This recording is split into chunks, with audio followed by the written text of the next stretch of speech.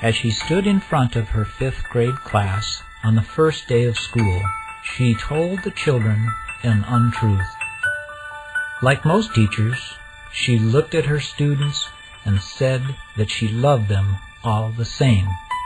However, that was impossible, because there in the front row, slumped in his seat, was a little boy named Teddy Stallard.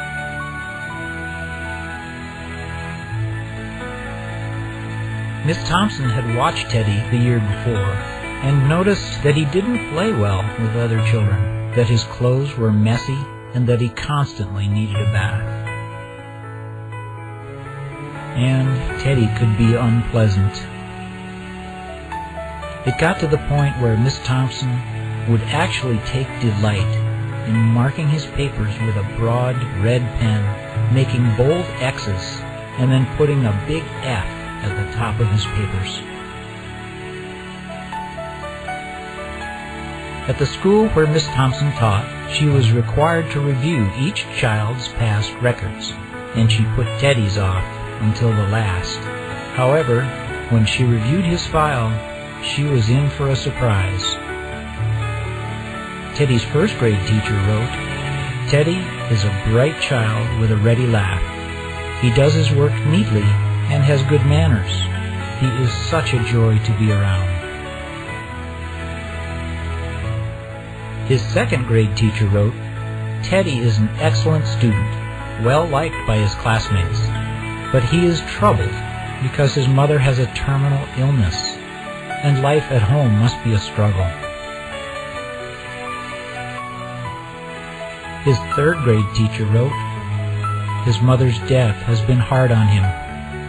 He tries to do his best, but his father doesn't show much interest, and his home life will soon affect him if some steps aren't taken." Teddy's 4th grade teacher wrote, "Teddy is withdrawn and doesn't show much interest in school. He doesn't have many friends, and he sometimes sleeps in class." By now, Miss Thompson realized the problem, and she was ashamed of herself. She felt even worse when her students brought her Christmas presents, wrapped in beautiful ribbons and bright paper, except for Teddy's. His present was clumsily wrapped in heavy brown paper that he got from a grocery bag. Miss Thompson took pains to open it in the middle of the other presents. Some of the students started to laugh when she found a rhinestone bracelet with some of the stones missing and a bottle that was 1/4 full of perfume, but she stifled the children's laughter when she exclaimed how pretty the bracelet was, putting it on and dabbing some of the perfume on her wrist. Teddy Stallard stayed after school that day, just long enough to say, "Miss Thompson, today you smell just like my mom used to." After the children left, she cried for at least an hour. On that very day, she quit teaching reading, writing, and arithmetic. Instead, she began to teach children. Miss Thompson paid particular attention to Teddy. As she worked with him, his mind began to come alive. The more she encouraged him, the faster he responded. By the end of the year, Teddy had become one of the smartest children in the class. And, despite her lie that she would love all the children the same, Teddy became one of her teacher's pets. A year later, she found a note under her door from Teddy, telling her that she was the best teacher he'd ever had in his whole life.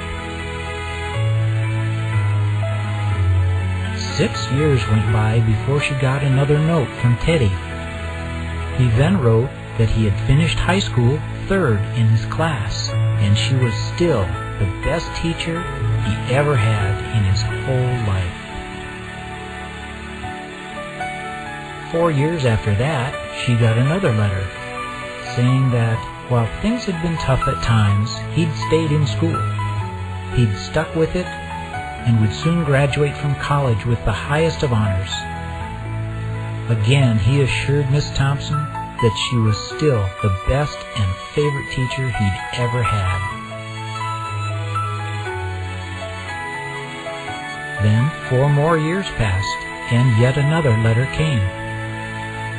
After he got his bachelor's degree, he had decided to go a little further. She was still the best and favorite teacher he'd ever had. But now his name was a little longer. The letter was signed Peter F. Stallard, M.D.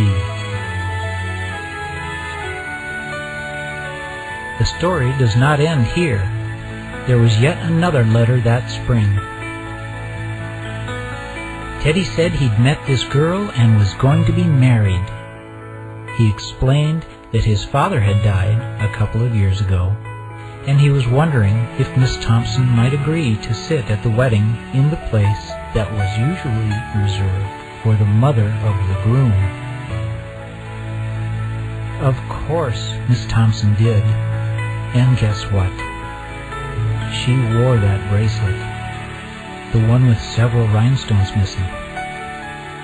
Moreover, she made sure she was wearing the perfume that Teddy remembered his mother wearing on their last Christmas together. They hugged each other, and Dr. Stallard whispered in Miss Thompson's ear, "Thank you for believing in me. Thank you so much for making me feel important and showing me that I could make a difference." Miss Thompson, with tears in her eyes, whispered back. She said, "Teddy, you have it all wrong.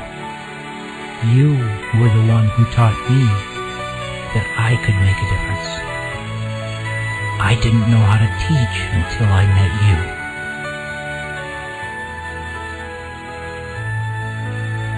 You can never tell what type of impact you may have on another's life by your actions or lack of action. Please consider this fact in your venture through life, and just try to make a difference in someone else's life today.